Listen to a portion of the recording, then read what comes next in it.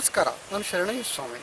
ನಾವು ಒಂದು ಬೆಳೆಯನ್ನು ಆಯ್ಕೆ ಮಾಡಿಕೊಂಡ ನಂತರ ಹಲವಾರು ವರ್ಷಗಳ ಅದೇ ಬೆಳೆಯನ್ನು ನಿರೀಕ್ಷೆ ಮಾಡ್ಕೊಂಡು ಕೂಡ್ತೀವಿ.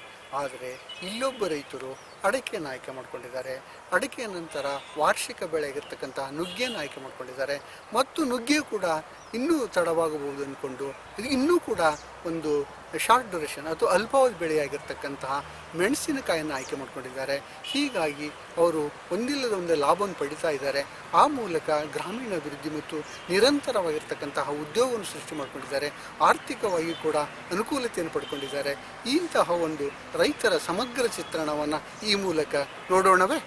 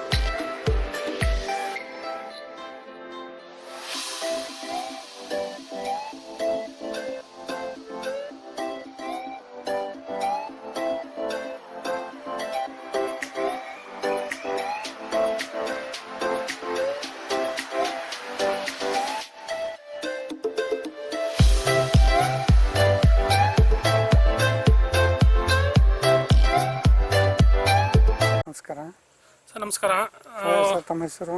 ಸುರೇಶ್ ಅಂತ. ಯಾವ ಗ್ರಾಮ? ಅವ್ರಗೆರೆ ಗ್ರಾಮದವರು. ದಾವಣಗೆರೆ ತಾಲೂಕು, ದಾವಣಗೆರೆ ಪಕ್ಕ ಇರತಕ್ಕಂಥದ್ದು. ಈಗ ದಾವಣಗೆರೆ ಅಕ್ಕಪಕ್ಕದವರೆಲ್ಲ ಸೈಟ್ ಮಾಡಿ ಮಾಡ್ತಾ ಇರೋ ಸಂದರ್ಭದಲ್ಲಿ ನೀವೇನು ಇಂಥ ಯೋಜನೆಗಳೆಲ್ಲ ಹಾಕೊಂಡಿದ್ದೀರಲ್ಲ ಸರ್? ಇವತ್ತು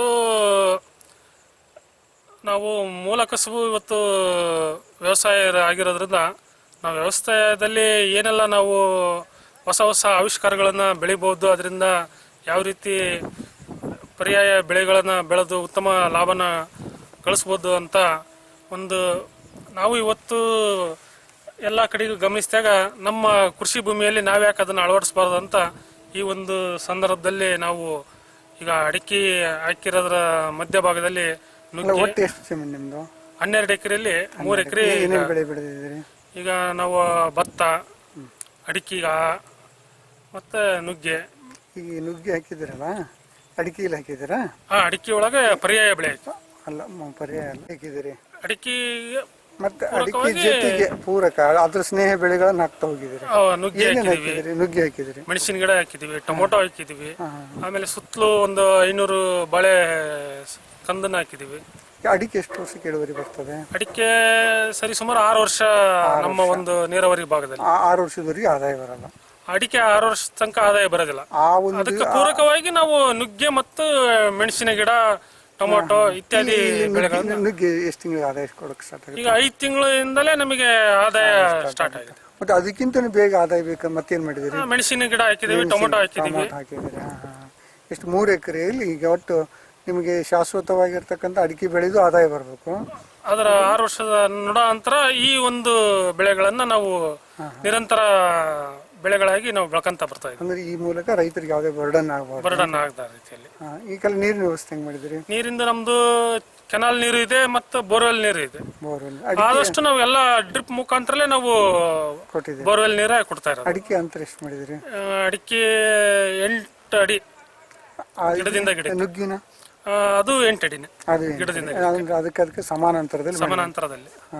ಇದನ್ನ ಮೆಣಸಿನ ಗಿಡ, ಮೆಣಸಿನ ಗಿಡ 4 ಅಡಿ ಗಿಡದಿಂದ 8 ಅಡಿ ಮಧ್ಯಭಾಗ 4 ಅಡಿಗೆ ಒಂದು ಲೈನ್ ಹಾಕ್ತಾ ಹೋಗಿದ್ದೀರಿ. ಏನ್ ನರ್ಸರಿ ಮಾಡಿದ್ರ ಅಥವಾ? ನರ್ಸರಿಯಲ್ಲಿ ಸಸಿನ ನಾವು ಸಾಕಣೆ ಮಾಡಿ ನಂತರ ನಾಟಿ ಮಾಡಿದ್ರಿ. ಈಗ ಅಂದಾಜು ಈ ಇದ್ರದ್ದು ಎಷ್ಟು ಖರ್ಚು ಬಂದಿದೆ? ಈ ಅಡಿಕೆ ಎಲ್ಲ ಸೇರಿ ನೀವು 4 ಎಕರೆಗೆ ಎಷ್ಟು ಖರ್ಚು ಬಂದಿದೆ? ಅಡಿಕೆ ಮತ್ತು ನುಗ್ಗೆ ಈ ಒಂದು ವರ್ಷದ ಎಲ್ಲ ಸೇರಿ ಖರ್ಚು ಎಷ್ಟು ಬರ್ತದೆ? ಸರಿ ಸುಮಾರು ಅಡಿಕೆ ಮತ್ತು ನುಗ್ಗೆ ಮೆಣಸಿನ ಗಿಡದ ಎಲ್ಲ ಒಟ್ಟು ಖರ್ಚು ಒಂದು 50 ರಿಂದ 60 ಸಾವಿರ ರೂಪಾಯಿಗಳನ್ನು ನಾವು ಈಗ ಖರ್ಚು ಮಾಡಿದ್ದೀವಿ. ಅದರ ಅರ್ಧದಷ್ಟು ಈಗ ನಾವು ನುಗ್ಗಿಯಿಂದ ಮತ್ತು ಮೆಣಸಿನ ಸಸಿಯಿಂದ ನಾವು ಪರ್ಯಾಯ ಲಾಭನ ತಗೊಂಡ್ಬಿಟ್ಟಿದ್ದೀರಿ. ಎಷ್ಟು ಬಂತು ಇದರಲ್ಲಿ ನುಗ್ಗಿಯಲ್ಲಿ? ನುಗ್ಗಿ ಈಗ ಪ್ರಥಮ ಬೀಡಾಗಿ ನಾವು ಈಗ ಒಂದು ಕಟಾವಾಗಿದೆ 5 ಕ್ವಿಂಟಲ್. ಉತ್ತಮವಂತ ಮಾರುಕಟ್ಟೆ 15 ರೂಪಾಯಿ ಸಿಕ್ಕಿದೆ. 45,000 ರೂಪಾಯಿ ಅದರಲ್ಲಿ ಬಂದ್ಬಿಡ್ತು. ಇಲ್ಲ 5 ಕ್ವಿಂಟಲಿಗೆ 15,000 ರೂಪಾಯಿ ಬಂದ್ಬಿಡ್ತದೆ. 15,000 ರೂಪಾಯಿ ನುಗ್ಗೆ ಮತ್ತು ಮೆಣಸಿನ ಈಗ 10 ಕ್ವಿಂಟಲ್ ಮೆಣಸಿನ ಕಾಯಿ ಬಿಡಿಸಿದ್ದೀವಿ. ಅದರಲ್ಲಿ ಬಂತು. ಅದರಲ್ಲಿ ಉತ್ತಮ ಬೆಳೆನ ಕಂಡಿದ್ದೀವಿ. ಮತ್ತೆ ಏನೇನು ಖರ್ಚು ಮಾಡ್ತೀರಿ ಜಾಸ್ತಿ ಖರ್ಚು?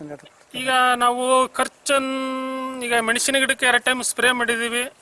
ನುಗ್ಗಿಗೆ ಒಟ್ಟು ಇಲ್ಲಿ ತನಕ 2 ಕ್ವಿಂಟಲ್ DAP ಗೊಬ್ಬರ ಕೊಟ್ಟಿದ್ದೀವಿ. ಅದನ್ನು ಹೊರಪಡಿಸಿದ್ರೆ ಇನ್ನು ನಾವು ನೀರನ್ನ ಸಂಪೂರ್ಣವಾಗಿ ಯಥೇಚ್ಛವಾಗಿ ಕರೆಕ್ಟಾಗಿ ನೀರನ್ನ ಕೊಡ್ಕೊಂತ ಬಂದಿದ್ದೀವಿ. ಇಳುವರಿ ಉತ್ತಮವಾಗಿ ಕಾಣಿಸ್ತಾ ಇದ್ದೀವಿ.